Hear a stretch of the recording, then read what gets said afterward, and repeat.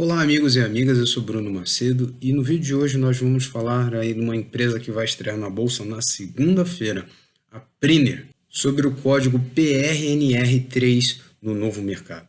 Mas se você é novo aqui no canal, deixe seu like, se inscreva, aperte o sininho para receber notificações, visite as redes sociais e também conteúdos parceiros e após a vinheta vamos para o conteúdo.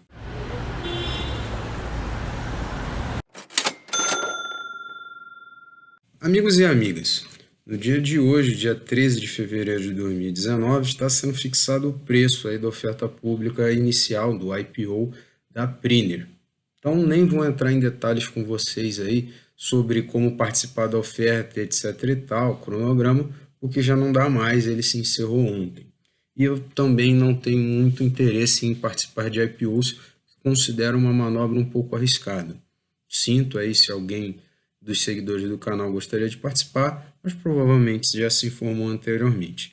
Aqui nós vamos discutir um pouco sobre a história da empresa, como estão as finanças, os negócios dela, para ver se vale a pena investir nela a partir de segunda-feira, dia 17, quando ela estreia na bolsa, tá bom? Então, feito esse esclarecimento inicial, nós vamos então começar a falar agora da empresa, com destaque para dizer que ela é um desdobramento da empresa Mills, né, a MILLS, né, Mills, o nome da empresa, e o código da bolsa MILS3. E o primeiro questionamento que poderia vir, né, qual a diferença entre ambas as empresas, né? Antes da gente entrar em mais detalhes, basicamente, olhando o site da Mills, a gente vê que ela se foca nas grandes obras públicas, né, Maracanã, Rodoanel, etc. E a Priner se focou aí em fazer atendimento para o setor industrial, basicamente, né, para as grandes indústrias, indústrias de peso, né, as grandes indústrias e grandes empresas que nós vamos falar aí do setor industrial. Podemos então considerar a Priner surgindo como um desdobramento, um braço da Mills. Ela surgiu em 1982. Aí na década de 90 ela se focou em trazer aí pintura industrial e isolamento térmico. Em 2000, ela atingiu a liderança na montagem da estrutura do heliponto para a plataforma P16 da Petrobras e forneceu andaimes aí para obras na Aracruz Celulose. Para quem não sabe qual é a Aracruz Celulose, é uma grande empresa deste ramo aí de papel e celulose que se uniu à Votorantim Celulose e Papel, a VCP, gerando a Fibra em 2009. Essa empresa Fibra, ela era negociada na bolsa até o final de 2018, quando ela, no ano de 2018, foi negociada para a Suzano comprou a Fibra.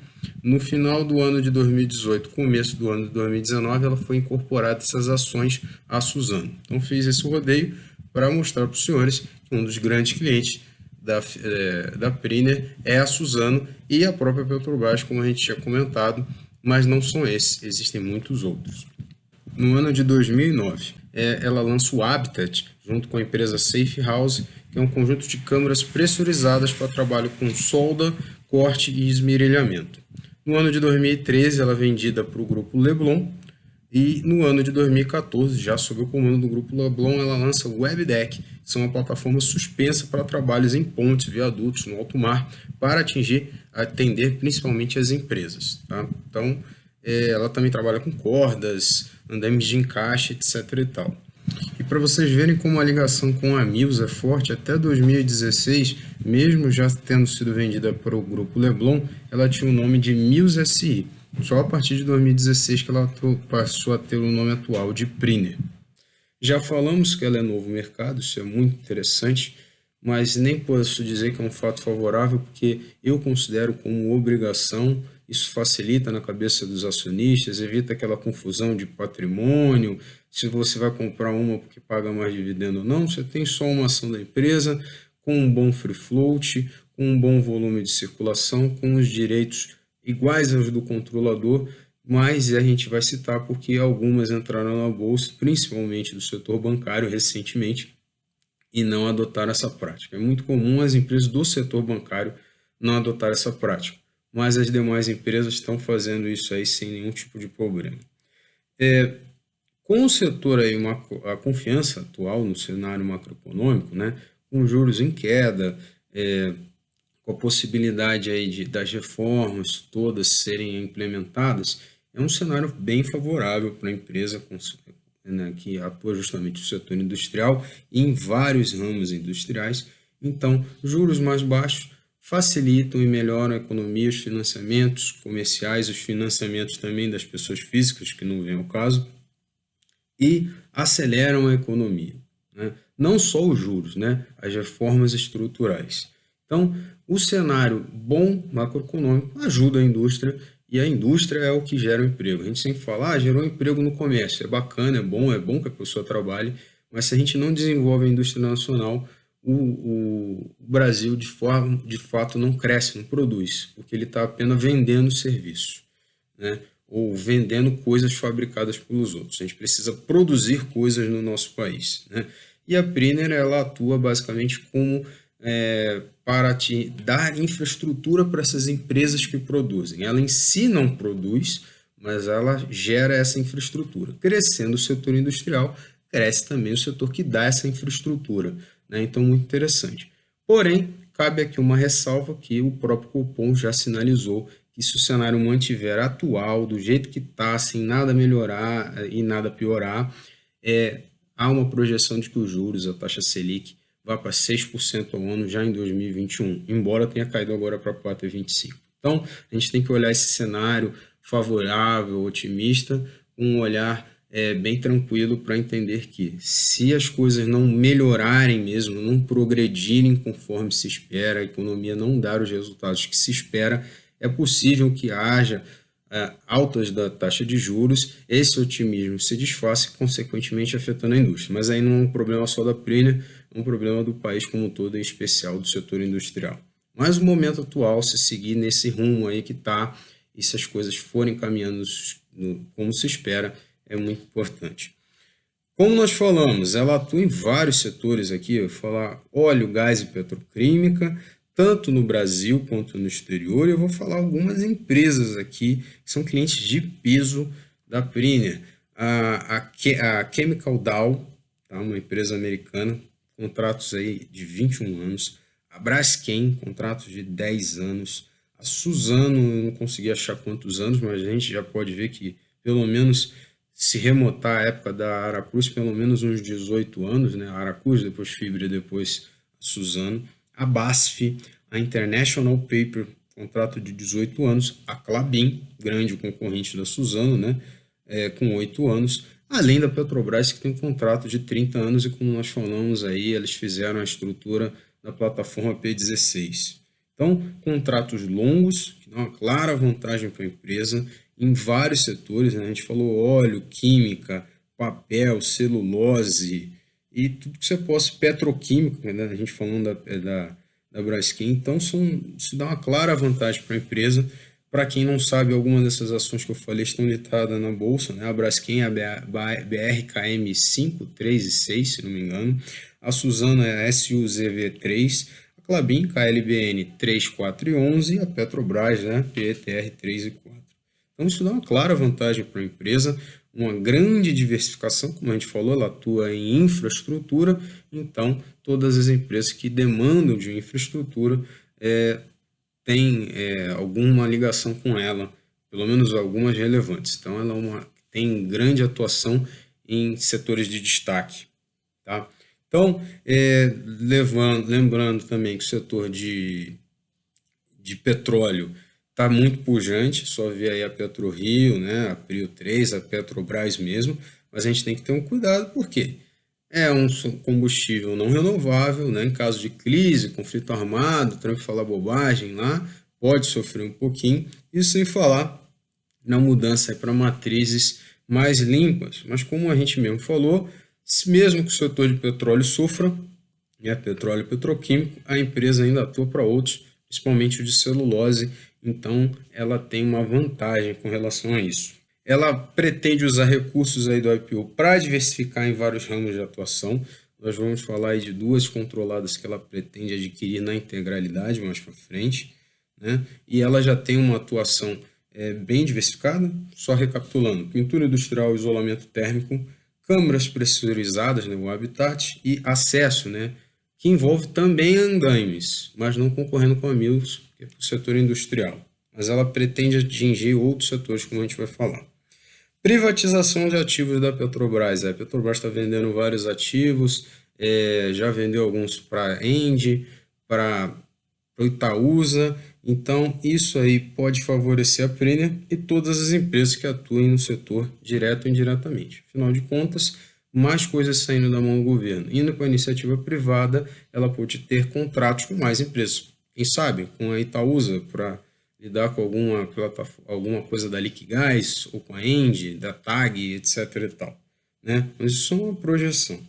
Ela precisa de grandes e constantes investimentos, então, da mesma forma que ela atua grande, pesado, em grandes empresas, ela também precisa de muito capital para se manter, para poder realizar essas obras ao tamanho dela. A Petrobras é enorme, gigantesca, e para fornecer infraestrutura ela precisa de muito recurso. Qual o problema disso? Empresas grandes tendem a ter essa fragilidade justamente por serem grandes, elas são muito afetadas quando algum problema acontece, né, com algum dos seus clientes.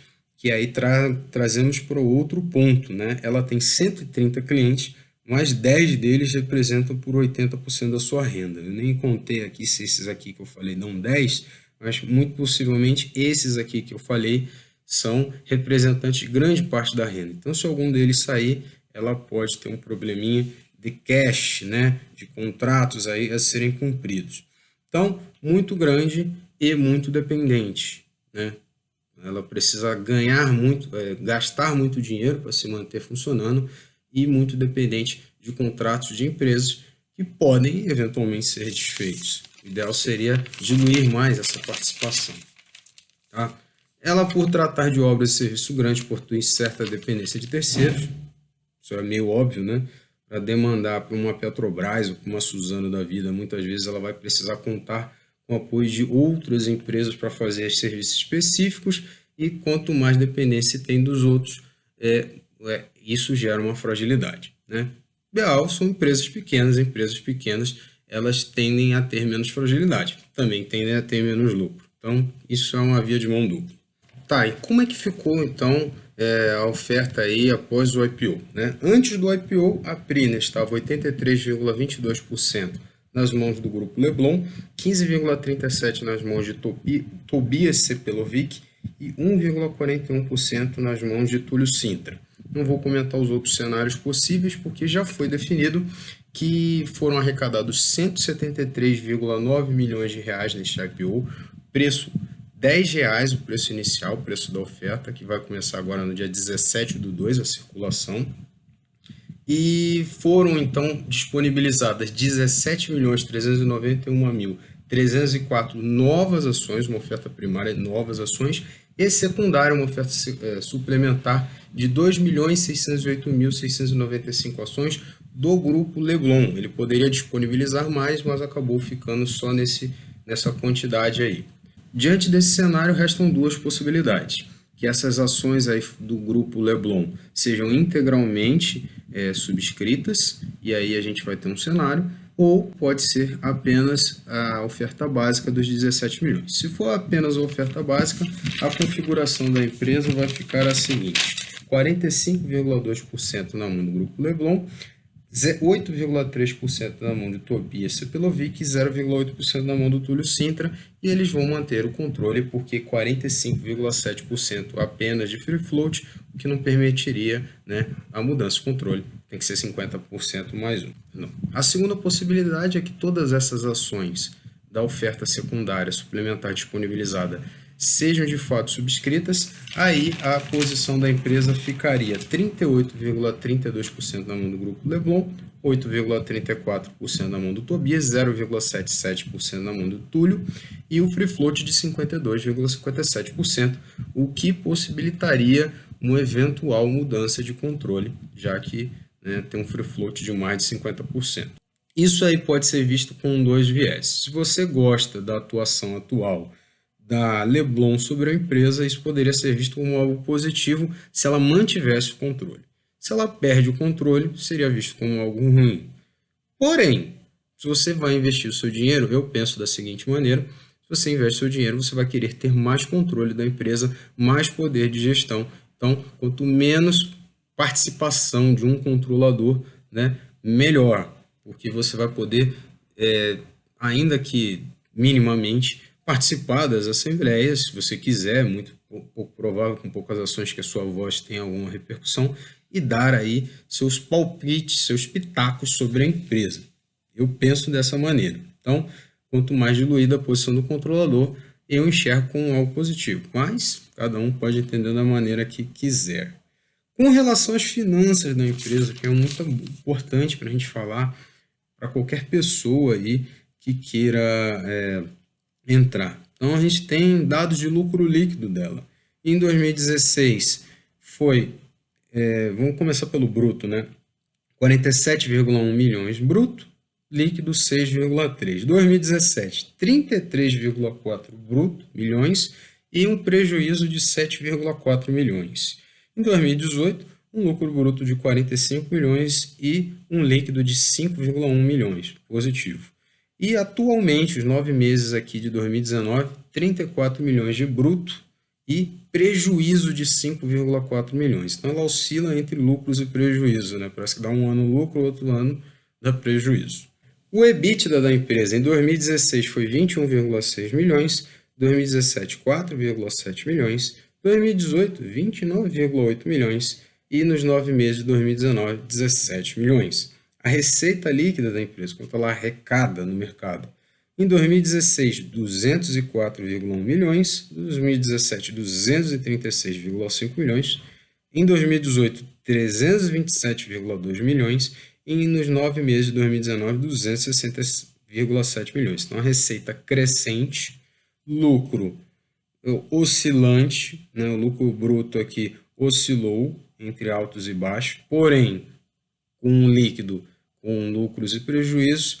O EBITDA, ele também oscilante, com em 2017 muito ruim, quando a empresa teve o seu maior prejuízo e o seu menor EBITDA.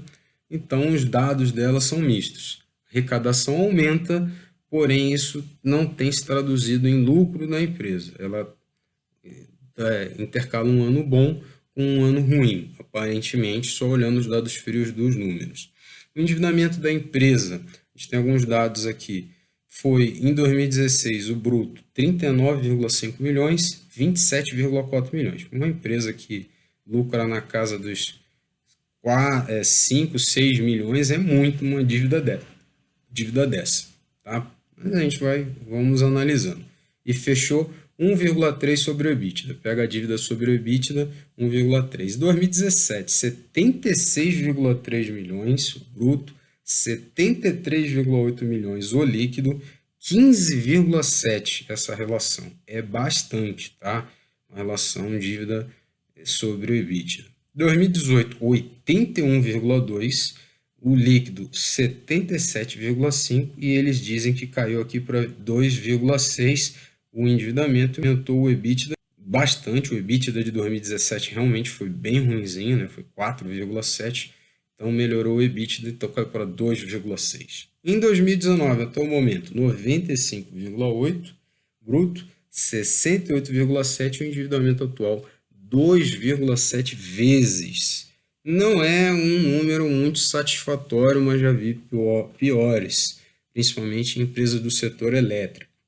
Então, né, de um modo geral, desempenho que oscila entre o bom num ano e o ruim no outro, receita crescente, o endividamento parece controlado em alguns momentos, dá um pico, depois diminui.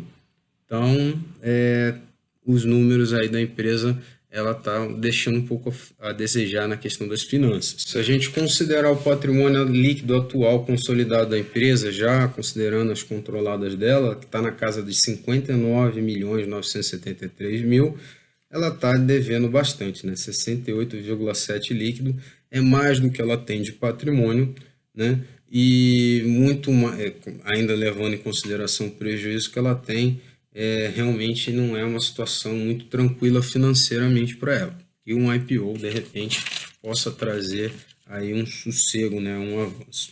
Dos recursos do IPO que a gente falou, né, eles pretendem usar 40% desse recurso, né, pode chegar a 270 milhões ou só 200 milhões, como a gente falou, para aquisição de máquinas, 40% para exercer a opção de compra em duas controladas, no caso a Smart Coat, que é uma empresa aí de revestimento, hidrojato, preparação de superfícies e pintura industrial. Então ela poderia, já tem a pintura industrial, ela entraria aí no setor de preparação de superfícies e hidrojato. Se não me engano, eu falei revestimento, ela já tem, né? Isolamento, ela iria pegar esse revestimento. Então ela iria comprar 25% que faltam da Smart Coat, ela já tem 75%, ficando com 100% dessa empresa. E 49% aqui da RR Indústria, que é outra controlada dela, ela já tem 51%, que tem isolamento térmico, acústico e proteção contra fogo. Então ela iria colocar essa questão aí de isolamento acústico, proteção contra fogo, já que ela já tem a questão do isolamento térmico, né, a Priner. E 20% para a estrutura de capital, leia-se dinheiro para a empresa, né? Até para ela ajeitar essas contas aí que ela está dando uma patinada e poder acertar suas finanças para poder crescer mais. Quais são as minhas impressões sobre essa empresa aqui? Bom, ela atua num setor muito interessante, muito relevante, tá? Embora muitas pessoas tenham falado que ela era uma mini Mills, ela tem uma atuação até além da Mills, porque a Mills é mais uma questão de andaimes, mas essa aqui ela atua em vários setores de infraestrutura industrial, que sim pode se beneficiar muito com uma melhora da nossa economia, da indústria do nosso país. Nós falamos aí, né, setor de câmaras pressurizadas, pintura industrial, isolamento térmico, acesso que seriam os tais dos andaimes.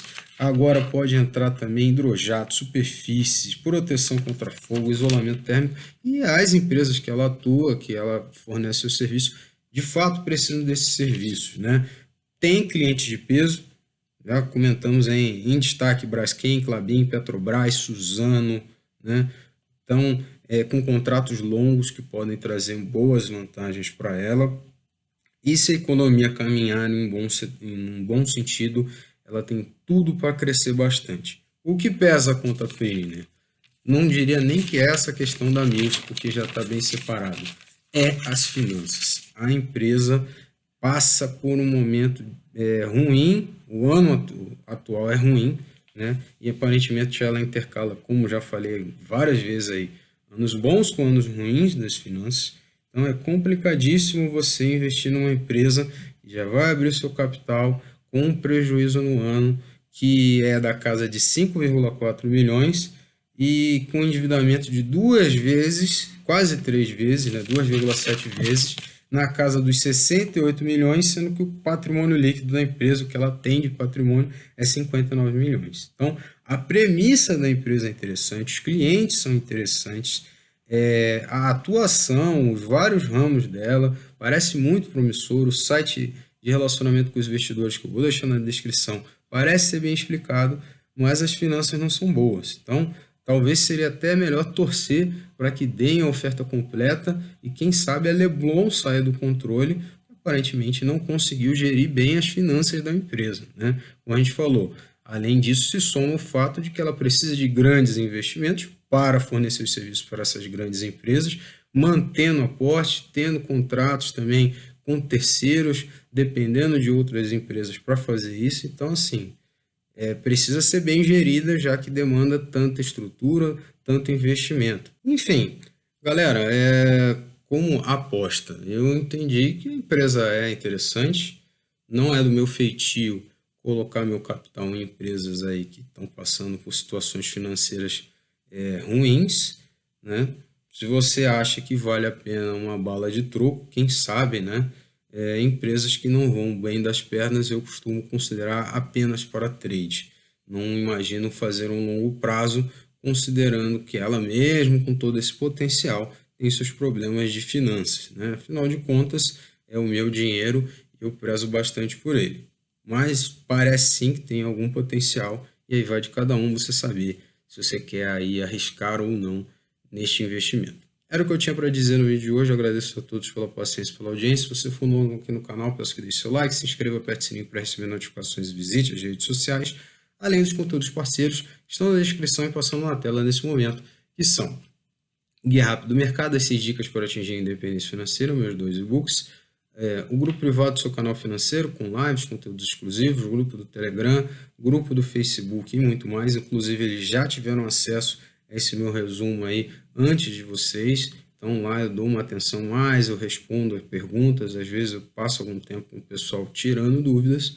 Também o canal da minha esposa, o seu canal emocional, melhorar o seu desempenho na sua vida emocional, para que você controle melhor as suas emoções e tenha, sim, desempenho melhor na sua vida financeira e no restante dela como um todo. Eu agradeço a todos mais uma vez, um abraço do fundo do coração, até o próximo vídeo.